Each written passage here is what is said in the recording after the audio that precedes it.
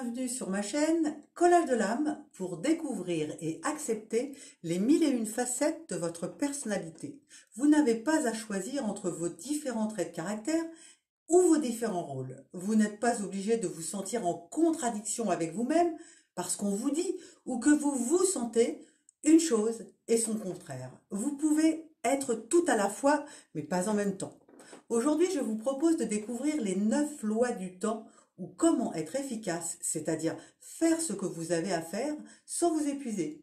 À la fin de cette vidéo, vous pourrez créer votre carte de l'organisatrice, ou de la « je suis débordée », ou de la « je suis toujours en retard », ou encore celle qui vous apparaîtra que vous ne connaissez pas encore ou que vous n'aimez pas. Je suis Nathalie Martinez, coach de carrière et facilitatrice de collage de l'âme ou sous le collage. Et je vous emmène dans mes vidéos à la découverte de vous-même. Ma question du jour pour vous. Installez-vous le papier toilette de façon à ce qu'il se déroule par le dessus ou par le dessous? Oui, j'ai bien parlé de papier toilette. À tout de suite, après le générique.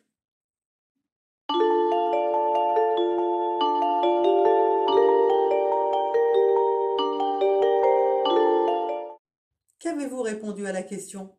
Si vous avez répondu par le dessus, votre choix inconscient est d'éviter que le papier ne touche le mur, ne collecte des germes, mais aussi au fait que vous pensez que le papier se déroule et se détache plus facilement et sans gaspillage. Vous êtes sans doute quelqu'un de tendance contrôlante, légèrement perfectionniste, donc une personne qui aime l'ordre et l'organisation.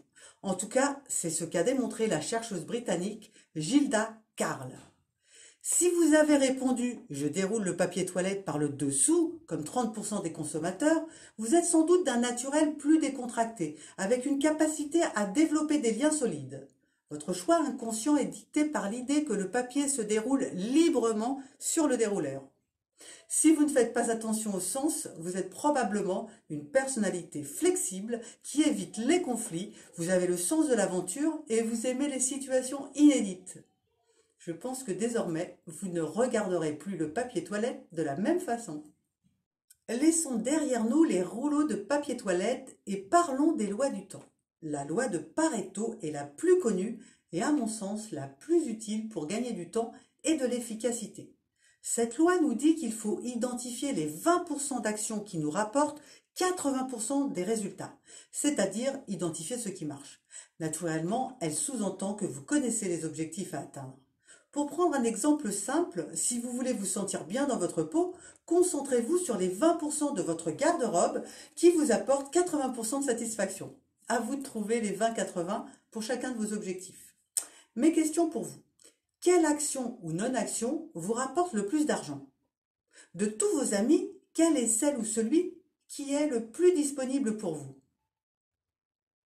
La loi de Murphy nous dit que chaque chose prend toujours plus de temps qu'on ne le prévoyait au départ et qu'il faut donc appliquer la loi de Parkinson qui nous rappelle que le temps investi dans une tâche s'étend jusqu'à occuper tout le temps disponible pour la réaliser.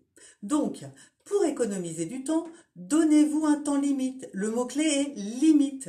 Si vous avez un papier à écrire, donnez-vous 1 heure et pas plus. Si vous avez le repas du soir à préparer, donnez-vous 15 minutes et pas plus. Si vous devez absolument prendre un appel téléphonique, donnez-vous 10 minutes et pas plus. Pour chaque tâche de la journée, évaluez à l'avance le temps que chacune d'elles vous demandera.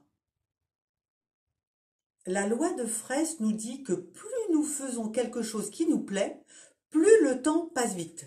C'est pourquoi il faut appliquer la loi de Parkinson pour éviter le soir venu de se dire « je n'ai eu le temps de ne rien faire ». Gardez pour la fin de la journée les tâches qui vous plaisent. La loi de Taylor. La loi de Taylor nous rappelle que l'ordre dans lequel nous effectuons une série de tâches a une influence directe sur le temps qu'elles nous prennent. Si vous souhaitez gérer au mieux vos journées, commencez toujours par ce qui est prioritaire, c'est-à-dire les 20% qui vous rapportent les 80% de résultats. Rappelez-vous que dans un monde où tout est urgent, il faut établir des priorités dans les urgences. Quelle est votre urgence d'aujourd'hui? Combien de temps va-t-elle vous demander pour sa réalisation? La loi de Carlson nous indique que tout travail interrompu demande plus de temps qu'un travail continu. Faites donc tout votre possible pour ne pas être interrompu.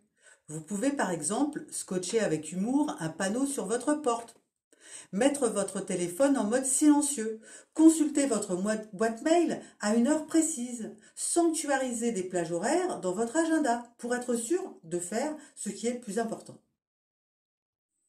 La loi de Metcalfe nous apprend que l'utilité d'un réseau est proportionnelle au carré du nombre de ceux qui l'utilisent. Je suis très nulle en maths, mais ce que je comprends, c'est que plus mon réseau est utilisé, plus il est utile. Ma question pour vous, comment activez-vous votre réseau? Quelles sont les 2 personnes avec lesquelles vous travaillez le mieux? La loi de Torquemada, il faut rappeler que Torquemada était au XVe siècle un grand inquisiteur, donc à vous de voir si le gain de temps en vaut la chandelle ou plutôt le bûcher. Cette loi nous dit que si vous êtes sûr d'avoir raison, vous avez le devoir moral d'imposer votre volonté à quiconque est en désaccord avec vous. Ce qu'il faut comprendre, c'est que si vous pensez avoir la solution, battez-vous pour le faire savoir. Cela fera gagner du temps à tout le monde et vous ne perdrez pas le vôtre à répéter « je le savais bien ». La loi du non, savoir dire non, est la meilleure façon d'économiser votre temps. Sachez que votre interlocuteur acceptera toujours plus facilement un non suivi d'un parce que. Ce qui donne oui, j'ai bien compris ta demande, mais non, je ne peux pas parce que j'ai intégré les lois du temps. La loi du non est très puissante, mais elle a un sérieux concurrent, la loi du oui. Pas facile. J'espère que ce petit tour d'horizon vous a donné l'occasion de réfléchir à vos rapports au temps. Je vous propose à présent de feuilleter des magazines et de laisser votre inconscient vous guider vers les images qui parlent de votre organisatrice, de votre procrastinatrice, de votre brouillonne ou encore de celle qui dit toujours oui, celle qui est débordée ou encore la perfectionniste. Découpez une image de fond de 13 cm sur 20 et 1 ou 2 images plus petites à superposer. Vous obtiendrez une carte comme celle-ci. Prenez votre journal et laissez parler la carte en commençant par « Je suis celle qui ». Regardez les différentes vidéos de la chaîne pour vous aider. Par cette écriture automatique, votre inconscient jaillit et vous donne des pistes de réflexion, des conseils. Écrivez sans vous arrêter pendant au moins 3 minutes. Voilà. Si vous souhaitez avoir des informations sur mes ateliers de collage de l'âme ou sur mes séances de coaching, vous trouvez toutes les informations sur parlerdesoi.com. À bientôt pour une nouvelle vidéo.